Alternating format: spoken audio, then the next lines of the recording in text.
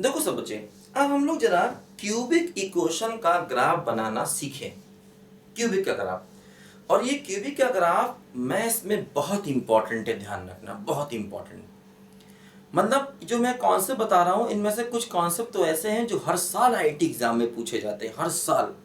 देखो ध्यान दो, एक्चुअली क्यूबिक का ग्राफ बनाने के लिए हमें कुछ बेसिक बातें आना चाहिए।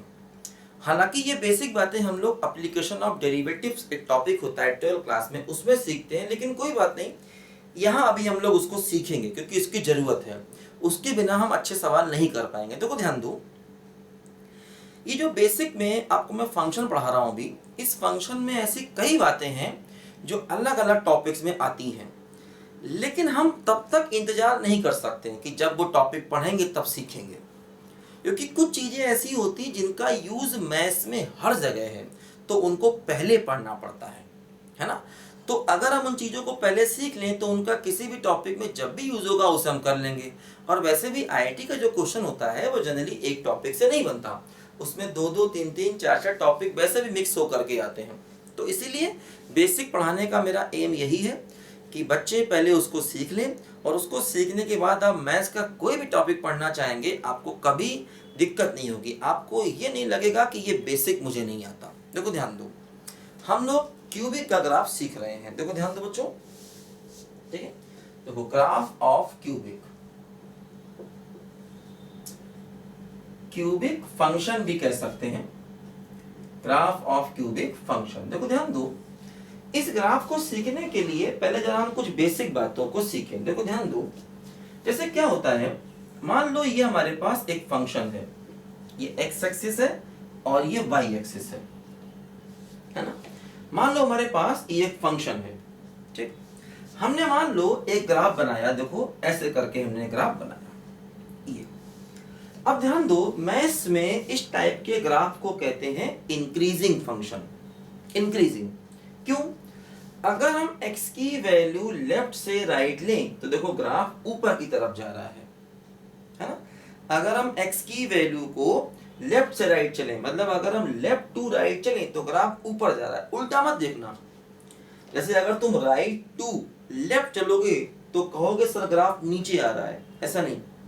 कैसे देखना है? हमेशा हमेशा ग्राफ को कैसे देखना है बोलो? लेफ्ट टू राइट देखना है हमेशा। देखो अगर हम लेफ्ट टू राइट जाएंगे तो फंक्शन ऊपर जा रहा है, इसका मतलब ये एक इंक्रीजिंग फंक्शन है। ध्यान दो, मान लीजिए हम एक और ग्राफ बनाते हैं, ये एक्स एक्सिस है, ये वाई एक्सिस है।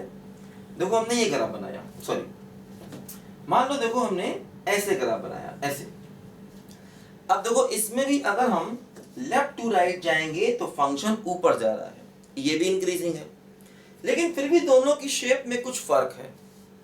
ये भी इंक्रीजिंग है, ये भी इंक्रीजिंग है। अच्छा मान लो वैसे बनाए, देखो ये, देखो ये भी इंक्रीजिंग है, तीनों इंक्रीजिंग है। क्योंकि अगर हम लेफ्ट टू राइट जाएंगे तो ग्राफ ऊपर जा रहा है। देखो यहां भी अगर हम लेफ्ट टू राइट जाएं तो ग्राफ ऊपर जा रहा है, इसमें भी अगर हम लेफ्ट टू राइट जाएं तो ग्राफ ऊपर जा रहा है, इसमें भी अगर हम लेफ्ट टू राइट जाएं देखो ग्राफ ऊपर जा रहा है।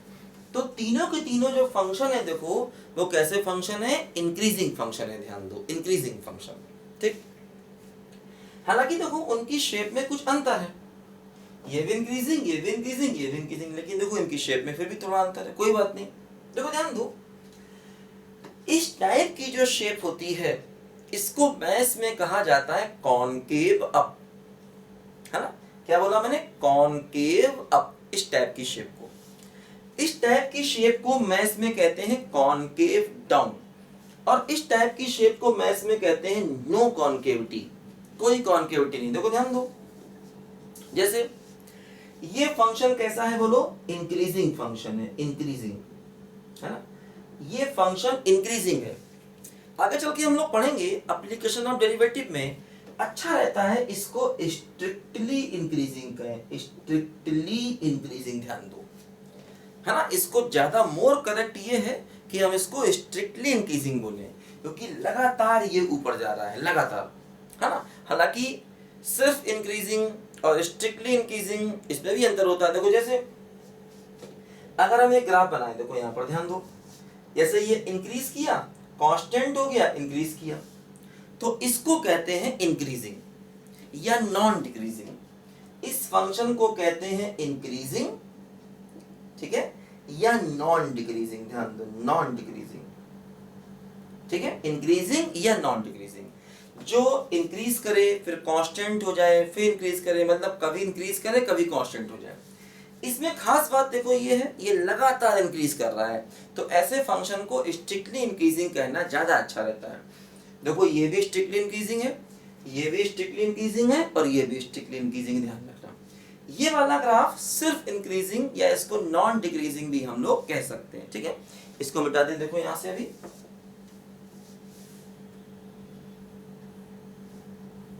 देखो, ध्यान दो, ये फंक्शन स्ट्रिक्टली इंक्रीजिंग है, और अगर कोई फंक्शन स्ट्रिक्टली इंक्रीजिंग होता है तो उसका डिफरेंशिएशन हमेशा ग्रेटर देन 0 होता है। इस बात को याद कर लो, है ना। अगर कोई फंक्शन स्ट्रिक्टली इंक्रीजिंग होता है तो उसका डिफरेंशिएशन हमेशा ग्रेटर देन 0 होता है। दूसरी बात देखो क्या है, मैंने बताया कि ये कॉनकेव अप भी है, तो देखो ये कॉनकेव अप है, और ध्यान रखना इस टाइप की शेप को कहते हैं कॉनकेव अप। देखो क्या होता है, जैसे ये शेप है, ये शेप कॉनकेव अप। देखो केव, केव का मतलब क्या होता है, गुफा, पढ़ा ना आप लोगों ने। केव का मतलब क्या होता है, गुफा। तो मतलब देखो अगर हम ग्राफ को बढ़ाएं तो गुफा बन रही है, और गुफा ग्राफ के ऊपर बन रही है। देखो ये ग्राफ है, जो गुफा बनेगी ग्राफ के ऊपर बनेगी, तभी हम इसे कहते हैं कॉनकेव अप। याद रखने का तरीका है ना। और इसी प्रकार तो ग्राफ अगर ऐसे है तो अब देखो गुफा जो है वो ग्राफ के नीचे बनी। देखो ये गुफा बनी ना एक टाइप की, तो ये गुफा ग्राफ के नीचे बनी, तो इसे कहते हैं कॉनकेव डाउन। इस प्रकार की शेप को ध्यान रखना मैं इसमें, है ना। इस प्रकार की शेप को कहते हैं कॉनकेव अप, और इस प्रकार की शेप को कहते हैं कॉनकेव डाउन। देखो ध्यान रखना, ठीक है। अब देखो ध्यान दो बच्चों यहाँ पर कि जैसे जब हमारा फंक्शन कॉनकेव अप होगा तो कॉनकेव अप में डबल डिफरेंशिएशन हमेशा ग्रेटर देन 0 होता है, याद रखो, है ना।